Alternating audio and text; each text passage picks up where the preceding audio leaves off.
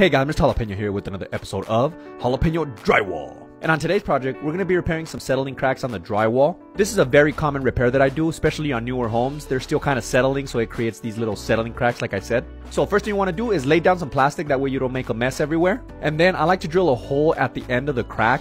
They've told me that this helps it not keep cracking. Not sure how much truth there is in that, but we'll do it anyways. Then go ahead and grab some drywall screws, and I like to put the screws about an inch away from the crack.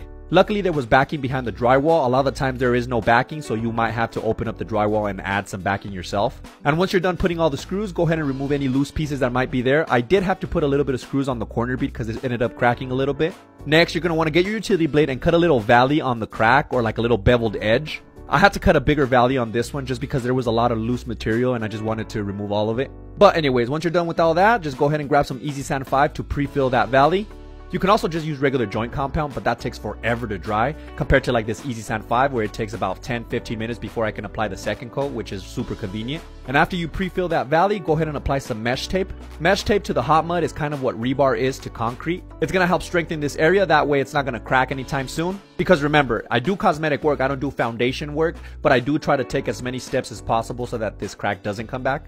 So now just go ahead and grab your 6-inch putty knife to apply the hot mud over the mesh tape. I always like to say when you're applying the mud, it's kind of like when you're putting, like peanut butter on your toast. And so once you're done applying it with your 6-inch, just go ahead and grab your 12-inch blade and go over it. That way it's going to be nice and flat and not bumpy. Let it dry for about 15 to 20 minutes and then go ahead and apply a super thin second coat. You don't want it to look bumpy, so just make sure you're applying thin coats. And then as you can see here, this is cracking a little bit as well. And instead of using that Easy Sand 5, which is not as flexible, I'm going to use this extreme stretch caulking.